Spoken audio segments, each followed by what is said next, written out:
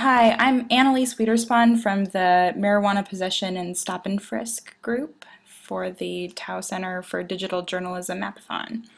So our project was to take a look at how marijuana possession and more specifically marijuana and drug arrests were related to stop and frisks, and we kind of wanted to toy with this notion of stop and frisk being a program to try and get guns off the streets, but what happened when, as a result of a stop and frisk, an officer ended up making an arrest for possession of drugs, a controlled substance, or marijuana.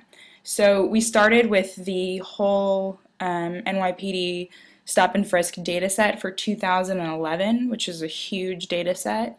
And then we segmented it by borough and then reduced our number of variables to what we were interested in. The data set includes a tremendous amount of information about what happens over the course of the stop and if there's a frisk, and a lot of characteristics of race, gender, as well as what the officer did, didn't do, and the resulting action that came from it. So we focused on a couple specific variables to start out with. At first we pulled a really broad set of variables, and you can see those here. We started with this whole cross-section of year, precinct, sex, the borough, race, whether they were frisked, searched, if there was contraband on their person, if they were found in possession of a pistol, rifle, an assault weapon, knife, machine gun, other weapon, if an arrest was made, what the arresting offense was, and then as well as the criminal codes, and then of course the X and Y coordinates, so we could plot these out. And then we specifically decided to narrow in on 4 criminal codes, and that was 24, 27, 28, and 29. And the descriptions of those codes are below. Criminal Code 24 is criminal possession of a controlled substance. Criminal Code 27 is criminal possession of marijuana. Criminal Code 28, criminal sale of a controlled substance, and Criminal Code 29, criminal sale of marijuana. So these are all the criminal codes where if someone was arrested, they were arrested for a drug possession, but not for a gun possession. So we then decided to kind of further parcel down this data set into something we could work with in a meaningful way and work through some of these problems before expanding it to a larger number of rows. We started with the Bronx, and we focused in our efforts there. So we started by plotting these four variables. We started plotting for people who were arrested for one of those 4 criminal codes that are right here. And then we went from that, and we decided to kind of expand this further so you had something else to look at. And then we expanded to Criminal Code 20, and then we added to people who had been arrested for criminal possession of weapons. And this is what it yielded. We had all of the red dots represent a arrest in the Bronx for criminal possession of a weapon.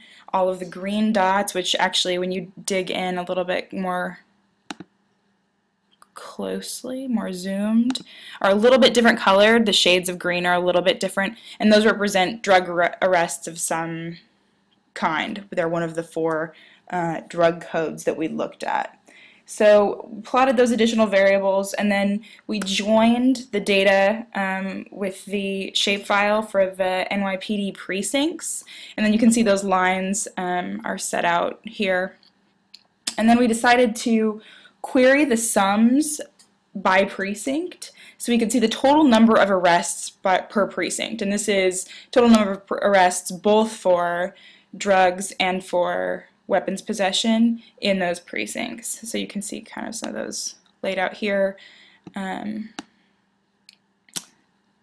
In Tremont, down here in Morrisania, and then down here in Mott Haven. And then we went ahead and had those appear, the total sums appear on the map as well. So one thing that we didn't have time to do that was too bad is just to build out a legend, and one thing that we didn't get to talk as much as we would have liked with the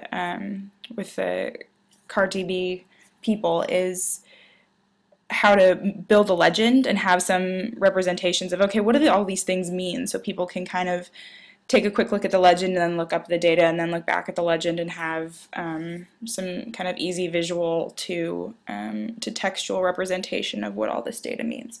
And then the other things that we really hope to get to that we didn't is just having the time to compare the Bronx to the other boroughs and see, is the Bronx a unique case? Is there something different going on there than there is in Manhattan or in Brooklyn or in Queens?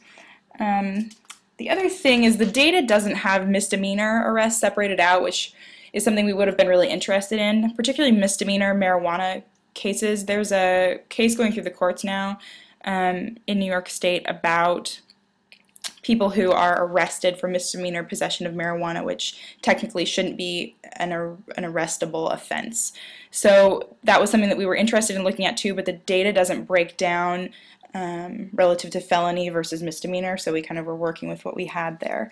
And then we also wanted to add a layer for crime rate by precinct, just so we could see, okay, here are the data points and here's the totals, but over time, what does this mean? Is this making a difference? Are crime rates going down? Have we seen a crime rate decrease in these communities? And that data is in PDF, so we would have had to go through and just pull those data pieces for each precinct and then input them in a separate column. And so those were kind of the limitations that we came away with. But we were really happy with the exercise and how it all turned out.